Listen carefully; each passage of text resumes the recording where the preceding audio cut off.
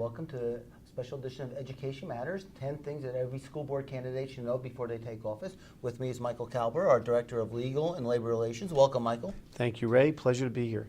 Today we'll be talking about the Code of Conduct and also nepotism. The Code of Conduct goes back a little distance. Could you give us a brief overview that candidates should know about this? Sure. I mean, the Code of Conduct that's set forth in the School Ethics Act was part of the original act that was effective April 15, 1992. So it's been in place for more than almost 25 years. It really talks about people, family, jobs, and money. And when you look at all the provisions in there, it talks about those issues. Board members should not have a personal or financial involvement or a business involvement in anything that conflicts with their board membership.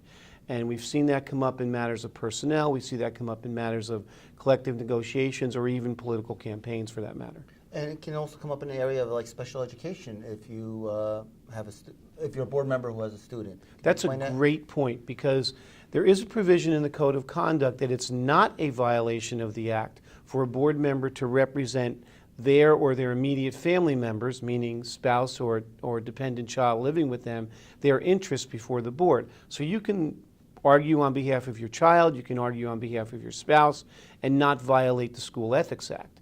That's an important point because sometimes board members cross that line and want to advocate on behalf of other people like neighbors or friends or other folks, and that can cross them over into a position where they would violate the School Ethics Act. And they cannot have a financial claim against the district.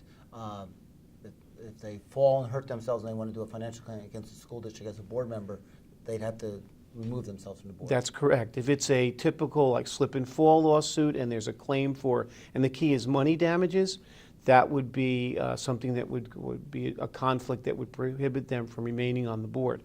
On the other hand, if it's a public interest type lawsuit, a sunshine law violation, an Oprah violation, an election challenge, those things where there's not a financial benefit, those are generally okay for board members to still have and stay on the board. They can't participate in anything on the board regarding those matters, but it doesn't totally take them off the board. It's the financial issue. It's a financial issue, that's the key. Let's talk about nepotism. Nepotism regulations, which are kind of the accountability regulations in 6A23A of the Administrative Code, in 6.2 has a provision in there that basically says a board may not hire, the board may not hire a relative of a board member or of the chief school administrator while those individuals are in place on the board. So for the board member whose child has just graduated, has a teaching degree and wants to work in the district, the board would not be able to hire that individual. The superintendent could not recommend that individual, with one small exception, and that is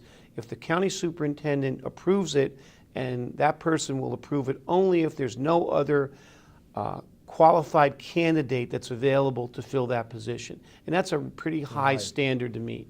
What happens if I already have a relative who works in the district? Can they keep their job? They can keep their job, they can be rehired, they can be promoted, they can be given a stipended position, they can continue to work in the district. The board member, however, should not be participating in any aspect regarding that particular employee's work. Now, interesting quirk regarding the superintendent, if it's a superintendent's relative, and we're talking now about that big definition of relative, which includes cousins, it includes brothers, sisters, in-laws, aunts, uncles, grandparents, it includes all those folks. The superintendent is the only person in the district that can recommend the appointment of a staff member. If it's a relative that's already in the district, the superintendent would have to make the recommendation for rehire, would have to state publicly that the conflict is in place, but is allowed to do that through an ethics commission ruling because that person's the only game in town that can make that recommendation. Okay, thank you, Mike. I hope that helped you in this edition of Education Matters about the Code of Conduct and the issues dealing with nepotism. Thank you.